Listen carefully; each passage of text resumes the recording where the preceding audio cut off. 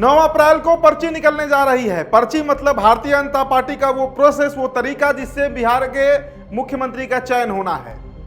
पर्ची ही निकलती है भारतीय जनता पार्टी में। और 9 अप्रैल को जब नीतीश कुमार दिल्ली पहुंचेंगे तो नरेंद्र मोदी और अमित शाह के साथ उनकी बैठक होगी और उस बैठक में पर्ची निकलेगा। वो नाम तय होगा कि बिहार का अगला मुख्यमंत्री कौन बनेगा। नंबर 1, पहले नंबर पर जो नाम ट्रेंड कर रहा है इस वक्त बिहार में, सट्टा बाजार भी बहुत गर्म है जिस नाम को लेकर, वो नाम सम्राट चौधरी है। और सम्राट चौधरी में इतना कॉन्फिडेंस आ गया है, जिस तरीके से बिहार में उनकी चर्चा है कि हमारे पास कई विधायकों से मेरी बातचीत हुई, वो विधायक ये स्वीकार कर रहे हैं, वो गच रहे हैं, खुद ही बता रहे हैं कि सम्राट चौधरी से हमारी बात हुई है, हमको तो मंत्री बनाएंगे सम्राट चौधरी।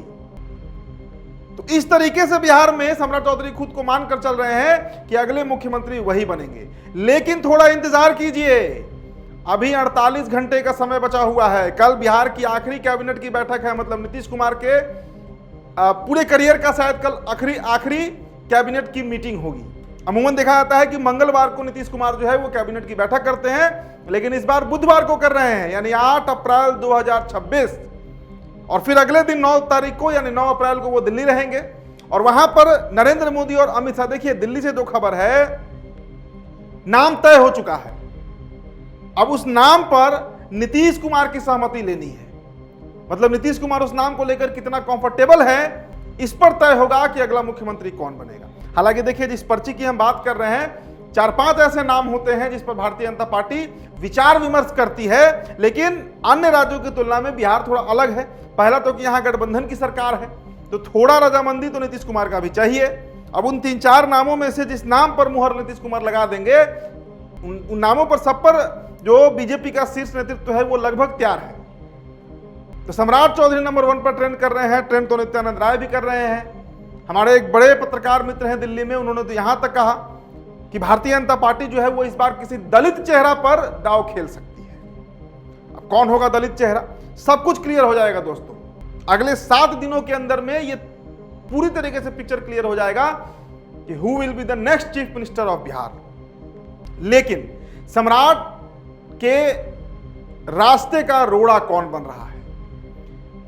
देखिए, इस वक्त बीजेपी में, बिहार में कम से कम जहां तक मेरी समझ है, पहुंच है, बिहार में भारतीय जनता पार्टी का कोई भी नेता इस वक्त ये नहीं बता सकता कि अगला मुख्यमंत्री कौन होगा। सम्राट चौधरी के नाम पर चर्चा है, बड़े बड़े पत्रकार यहां पर चर्चा कर रहे हैं, लेकिन आरएसएस जो है, मतलब संघ जो है, वो सम्राट चौधरी के नाम पर तैयार न था, न है और न होने जा रहा है। दोस्तों, 1996 से जब से जदयू का बना, समता पार्टी से जो टूटकर जदयू बनी, तब से जदयू और बीजेपी का एक अलायंस है बिहार में, एनडीए अलायंस। और 30 सालों के बाद, इतना धीरज और धैर्य रखने के बाद, पेशेंस के बाद, आज भारतीय जनता पार्टी के पास वो शुभ मुहूर्त आया है जब उसे अपना मुख्यमंत्री का चयन करना है। तो इस मौके पर भारतीय जनता पार्टी और आरएसएस चाहती है कि आरएसएस बैकग्राउंड का कोई भी व्यक्ति जो आरएसएस बैकग्राउंड का हो, वो बने बिहार का मुख्यमंत्री। अब इस पैमाने पर तो सम्राट कहीं नहीं टिकते। सम्राट तो आरजेडी से अपने मतलब राजनीति शुरू किए थे, और देखिए ना, शक्ति सिंह यादव ने आज कैसा कटाक्ष किया इनके ऊपर, सम्राट चौधरी के ऊपर, कि शक्ति सिंह यादव भी लिख रहे हैं कि आरजेडी का एक छोटा सा कार्यकर्ता भी इतनी ताकत रखता है कि वो भारतीय जनता पार्टी जैसे दुनिया की सबसे बड़ी पार्टी कि एक राज्य का मुख्यमंत्री बन सकता है। तो सोचिए कितना बड़ा व्यंग है, और अगर सम्राट बनते हैं तो फिर ये बात कहां तक जाएगी। तो एक तरफ संघ भी तैयार नहीं है, एक तरफ आरजेडी जो ये वॉर कर रही है, और सबसे बड़ी बात आपको बताते हैं, नीतीश कुमार भी सम्राट चौधरी के लिए तैयार नहीं है। ये मैं इसलिए कह रहा हूं क्योंकि नीतीश कुमार ने जब जिस नेता को आगे बढ़ाया है, तुरंत उसे 2.5 कदम पीछे भी खींच लेते हैं। इतिहास में प्रशांत किशोर देखिए, केसी त्यागी देखिए, डॉक्टर अरुण कुमार इसके उदाहरण रहे हैं, आरसीपी सिंह इसके उदाहरण रहे हैं, उपेंद्र कुशवाहा इसके उदाहरण रहे हैं। और अब सम्राट को नीतीश बार बार ठेलते हैं आगे मन से कि आगे इन्हीं को देखना है सब। नीतीश भी तैयार नहीं है। नीतीश को पता है कि अगर सम्राट आगे बढ़ जाएंगे, मुख्यमंत्री बन जाएंगे, तो फिर लवकुश जो है वो उनके बेटे के हाथ से निकलकर सम्राट के हाथ में चला जाएगा। तो कई तरह के अवरोध हैं अभी सम्राट चौधरी के रास्ते में, जो उनको मुख्यमंत्री नहीं बनने देना चाहते हैं। लेकिन जो नियति है वो तो होगा।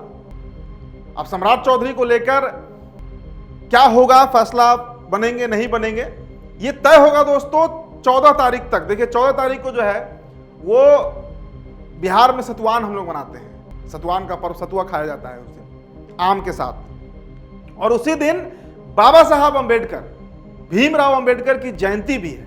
आज यानी 7 तारीख से Bharatiya Janata party pan India, पूरे देश में BR अंबेडकर की जयंती मना रही है। मतलब शुरू हो चुका है, 7 दिनों का एक कार्यक्रम है और 14 तारीख को ही डिक्लेरेशन होना है कि बिहार का अगला मुख्यमंत्री कौन होगा। तो 14 तारीख की जब हम चर्चा कर रहे हैं, और इसीलिए कई सूत्र हमारे ऐसे हैं जो विश्वस्त सूत्र हैं, वो कह रहे हैं कि भारतीय जनता पार्टी इस बार दांव एक दलित चेहरा पर भी खेल सकती है। अब दलित चेहरा की जब चर्चा है भाई, तो 19% वोट बैंक है उनका बिहार में। अब चिराग पासवान इधर ही हैं, मांझी जी इधर ही हैं। अगर रविदास समाज की चर्चा करें, और उसी का चर्चा भी है कि जिस समाज से बाबा साहब अंबेडकर आते थे, महार जाति, महाराष्ट्र में उसे महार कहते हैं, यूपी में उसे जाटव कहते हैं, बिहार में उसे चमार कहते हैं, एक ही जाति है।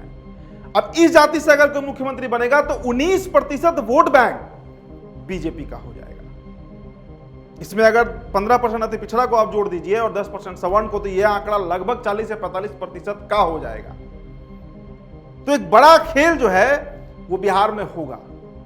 और देखिए एक और बात यहां समझना होगा, आरएसएस ये भी कह रही है कि भाई नीतीश कुमार को रिप्लेस करना है। नीतीश कुमार ने 20 सालों में जो अपनी एक नरेशन बिल्ड किया बिहार में, जो एक छवि उन्होंने बनाया, उसके इतर हमें एक ऐसा मुख्यमंत्री बनाना है जो भारतीय जनता पार्टी का आइडियोलॉजिकली भी बहुत मजबूत व्यक्ति हो, संघ पृष्ठभूमि का हो, और नीतीश कुमार से आगे बढ़कर बिहार में काम करके दिखाए, ताकि भारतीय जनता पार्टी ये नरेशन सेट कर पाए कि नीतीश को हमने हटवाया तो एक इतना तगड़ा आदमी दिया बिहार को, जो बिहार को आगे लेकर जा रहा है। चाहे विकास का पैमाना हो, रोजगार का पैमाना हो, स्वास्थ्य हो, शिक्षा हो, हर दृष्टिकोण से उस किसी मापदंड पर सम्राट खड़े नहीं उतरते हैं। ना शैक्षणिक तरीके से, ना राजनीतिक तजुर्बा उतना है, ना आरएसएस की पृष्ठभूमि वैसी है। तो इंतजार कीजिए दोस्तों, 14 तारीख को घोषणा होगा, लेकिन 9 तारीख को यह क्लियर हो जाएगा कि बिहार का अगला मुख्यमंत्री कौन होगा। मतलब बीजेपी के अंदर ही क्लियर हो जाएगा। 10 तारीख को हो सकता है नीतीश कुमार इस्तीफा दे दे, फिर 12 और 13 तारीख को उनकी पटना में बैठक है और 14 को अनाउंसमेंट होना है।